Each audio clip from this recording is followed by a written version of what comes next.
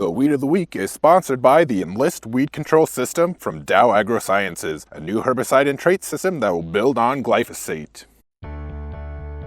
Farming isn't just in the land, it's in you.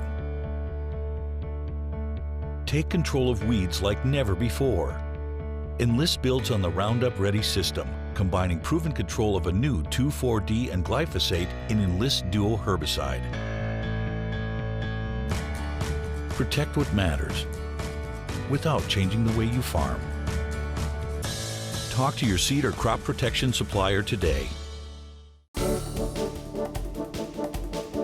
Our Weed of the Week is Arkansas Wild Rose. This is one of those weeds that we see in ditches, in grassland areas, pastures, non-crop areas. Out in cultivated fields, we very rarely see much for Arkansas Wild Rose, unless it's a real sandy area of the field where the crop is either non-existent or just not canopying the rows. Yeah, so we were talking about that just before the show here today, and Darren just said, well, what do you think is best for corn and soybeans? And I said, well, I've never even seen it in corn or soybeans, so I haven't really tried anything. Well, I have. I've seen just a few scattering of plants, especially when we'd be out on the bean rider when we were growing up and we get into a sandy spot in a field where there's just no cover, no crop growing. We'd see a few of those plants and we'd squirt some Roundup on it and it would just fry them. I mean, Liberty, it just smokes Arkansas Wild Rose. Roundup smokes them. Other conventional soybean herbicides, since we're on that topic today, Flexstar and Cobra are going to do a nice job burning it back. I don't know if they're going to completely wipe it out, but at least they'll burn it back and hold it back.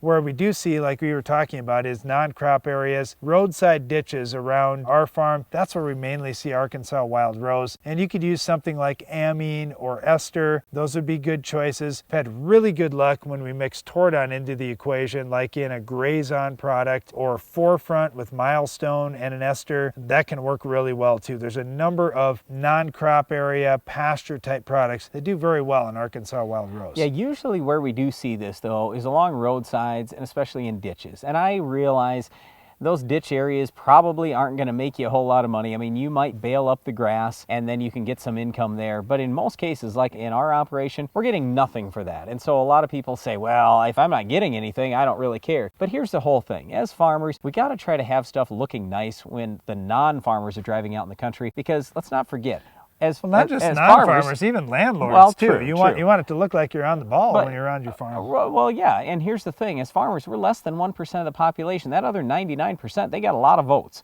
And we got to make sure that we're at least doing everything we can to make our operations look good, and then chances are we're going to get fewer regulations in the future. So we just advise you, spray some amine or ester in those ditches, and I like to do it late in the fall. That's probably a better time than in the spring, especially with Arkansas Wild Rose and a number of other perennials that are out there. But if you have to do it in the spring, you can certainly do that. I just advise you spray early in the spring. And I know usually here's how it happens. You get all your planting done, you get all your spraying done, and then, oh yeah, I suppose I should do something about those ditches. Well, guess what? Now you've got sensitive crops all over the place, and you're going to try to spray ditches, and maybe you have to go all the way around the section. Well, there's no way that you're not going to damage somebody's crops somewhere, maybe even your own. It's happened on our own farm. So you have to be really careful if you're going to spray that late in the season. But our advice is just spray real early. Spray before you can even run the planter out there. And I know a lot of guys say, well, I don't see any weeds out then, so I'm waiting until the weeds come up. No, just spray the amine or ester. It's got residual. It'll be fine. And a lot of times you're not scouting that ditch closely enough to even see the weeds. They're started early, so get them sprayed early. You'll be a lot happier. One last comment from me. I get the question all the time from people, well, why do we have to kill every weed?